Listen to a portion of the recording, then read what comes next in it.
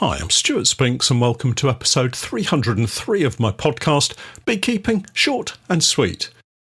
It's raining again. The spring crop is ready for the taking and I'm turning my attention to preparing colonies for splitting in readiness for the summer borage trip.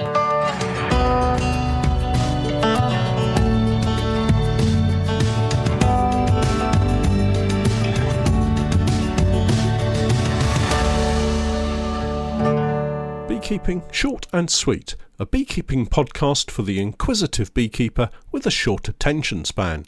A beekeeper, in fact, just like me. This week's podcast is sponsored in part by Modern Beekeeping, suppliers of general beekeeping equipment including high-density polyhives. These include Paradise National hives, Swenty polyhives and of course Honeypore hives, my particular favourite. More than this, Modern Beekeeping also supply traditional cedar and pine hives, a range of very effective bee feeds called Appy Mix and Appy Pasta, and a full range of all the must-have beekeeping equipment for every beekeeper. For all your beekeeping needs, contact Paul at Modern Beekeeping by visiting their website www.modernbeekeeping.co.uk. Hi everyone, welcome back to this week's rain-soaked podcast. Will it ever stop raining? I'm sat in the office looking out at heavy rain clouds. The forecast is for more rain today, that's Sunday, and it's looking unsettled for the coming week or so. That said, here in the UK tomorrow, that's Monday, it's Bank Holiday Monday, and the weather is looking a little more favourable for me, but then it seems to revert to more showery conditions once more later in the week. I'm quite lucky. My diary can be adjusted to allow me to inspect colonies when I see that window of opportunity open up for me. For most beekeepers with a family and career to attend to, it means having to slot beekeeping in as and when you can. But beekeeping can quite easily fit in with most weekly routines if you've prepared in advance, focus on what needs to be done, and can spare 20 or 30 minutes or so from start to finish. At this time of the year, we're close to the end of the swarming phase of the season, for most colonies that is. If you've been able to prevent your colony from swarming thus far, congratulations, but don't get complacent. There's still time for them to disappoint you. For those of you, like me, that have suffered early swarms, don't get too down on yourself. An early swarm can, and very often does, allow for the colony to rebuild in time to take a very nice summer crop. I have just an example for you in our apiaries. In fact, I have several examples, such as the swarming bean in several of our own home-produced colonies. Those are the ones with queens we raised ourselves last season that swarmed very early this year. As an aside, it's testament to those colonies that, despite the very tricky early part of the spring, they were still able to build up strongly enough to burst out of the hives and swarm as early as they did. Anyway, those colonies now have new queens, some of which have just started laying. Those colonies, if they have successfully mated queens, now have a full 6 weeks to rebuild before the borage starts to flower. And for those of you thinking, well, that's just fine for Stewart, but I don't have any borage locally, there's going to be plenty of hedgerow flowering plants for you that will burst into life at the end of June and into July, so don't despair just yet. Now is the time to really focus on swarm prevention, just as we head into the last few weeks where colonies generally will be attempting that final shot at a swarm. Keep them under control now, and you could be in for a bumper harvest. Lose them now, and that will be the end of your summer crop of honey. Here's why. Most of us know a swarm takes around half of the available bees out of the colony's population, as they head out when swarming, leaving behind several sealed queen cells that may have another week or so before they emerge as virgin queens. Another couple of weeks to mate and start laying, and that takes us well into the middle of June. Another 3 weeks to see that initial batch of eggs emerge as adult workers, and then another week or two to fully build up that colony population back to full strength and thus have plenty of bees out foraging. For me, that would coincide with around the last week of July and the normal end to my honey production period. Another year complete and a disappointing year without honey from that colony. That's how devastating a lost swarm at this point in time can be. So I do really understand the beekeeper who says at the end of the season they lost a swarm and they didn't get any honey from their single hive. Or maybe they have 2 or 3 colonies at the bottom of the garden that all swarmed. So here we are, heading towards the end of May, and preparations for the summer are now fully focused in my mind.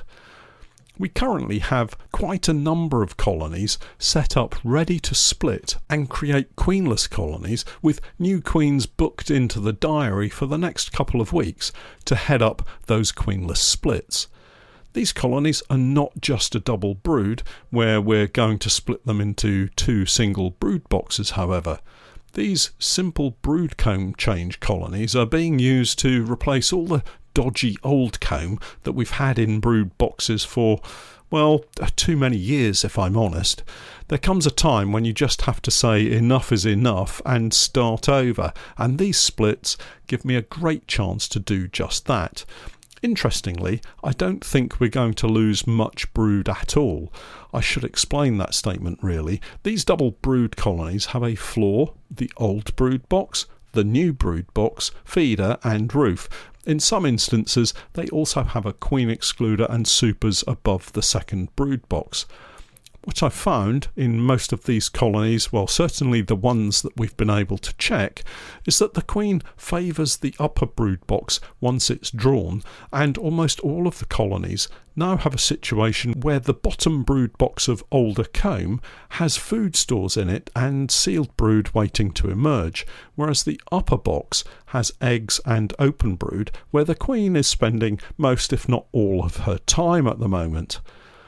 The process is simple enough, and if you have a colony with a lot of old frames with grotty comb, now is certainly a good time to get it swapped out. This week I'll check these colonies, weather permitting, and make sure that the queen is in the top box. Then, just as an insurance policy, I'll pop a queen excluder in between the bottom brood box and the top brood box to trap the queen in that top brood box in preparation for sorting them out. The next step is very simple. Wait for the brood to emerge in the bottom brood box and remove it. If there is little brood in there, it can be useful to remove frames early before the bees start filling them up again with nectar and pollen. This drives the bees upwards into the top box and hopefully get what remains of the spring nectar up into the supers or stored away from the brood nest in the top brood box. Of course, if you think you may have a pest or disease build-up, once the queen is in the top box and laying well, you could simply remove the bottom box entirely, sealed brood and all. It removes a lot of hidden dangers all at once and gives the bees less space to occupy and deal with, forcing them to use the top brood box immediately. In some instances, we have colonies where the bottom box is perfectly fine, the comb is relatively new, and there's no need to remove it. These colonies are hugely valuable to me. I can easily split them in half and have fully functioning honey production colonies ready to go by mid-June, perfect for the summer nectar flow. Another option is that I can split them 4 ways, making up 4 5-frame nukes, one of which contains the old queen, whilst the other 3 are queenless. Or, how about this? I could make up 6 3-frame nukes, with the queen going into the final 2-frame nuke. These can all have new queens added and potentially be left in a nursery apiary to be fed and nurtured to build up into overwintered colonies in their own right for next spring.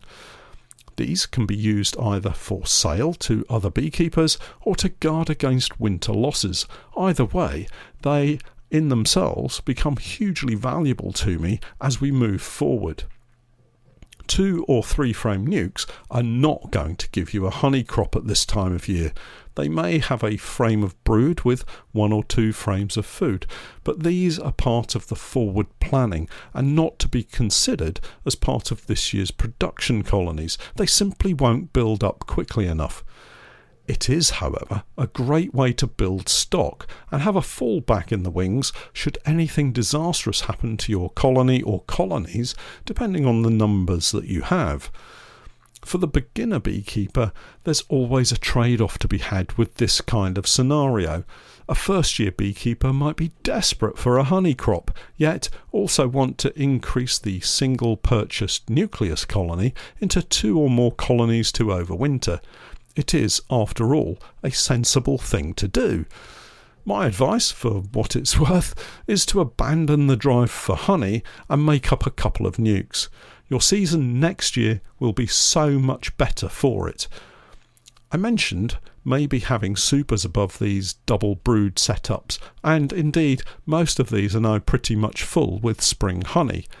A lot of oilseed rape, along with a fair mix of hawthorn and other spring flowering plants. These supers now need to come off for extraction, so another job for the coming week is to prepare the honey room, because once the oilseed rape honey comes off the hives, it needs to be extracted immediately. My normal process is straightforward enough, and it can apply whether you have 1 hive or 100 hives. And if we're prepared, there are no major dramas involved. I use rhombus clearer boards. These are very effective and can clear supers overnight quickly and easily. The proviso is that the colony must be queen right and have no odd frames of brood in the supers. The clearer boards work by separating the workers in the super from the brood nest area and, importantly, their queen below. It almost seems like panic sets into these bees and they flood through the clearer board in order to get back to the safety and pheromone of their queen below. If there isn't a laying queen in the box below the clearer board, then the bees just carry on as normal. The situation is the same if there is brood in the supers. The drive to look after brood holds the worker bees in the super, so when you lift off the crime board to remove the super, you'll see it's still packed with bees, and you have to reconsider what to do. If you've seen my recent video about the drone brood colony, you'll know we had the queen in the super, and so any attempt to clear this super by using a clearer of any kind is bound to fail. So an important point here is always check your supers prior to putting on a clearer board and make sure that the colony is queen right to ensure effective clearing of these boxes of honey. With colonies that have swarmed and are awaiting a new queen to take up residence, an easy answer to this predicament is to brush the bees off the frames one by one. Not too arduous a job if you only have 1 hive with a couple of supers on board. Again, preparation is key. You'll want a tray with an empty super and some kind of cover to go on top to keep bees out once you've brushed the bees off each frame. Please don't use one of those bee brushes everybody seems to be selling on their websites. Grab a handful of long grass or a small stem from a bush or shrub or tree, something with lots of leaves on it. Use that instead and it will trap fewer bees and they won't get quite so riled up.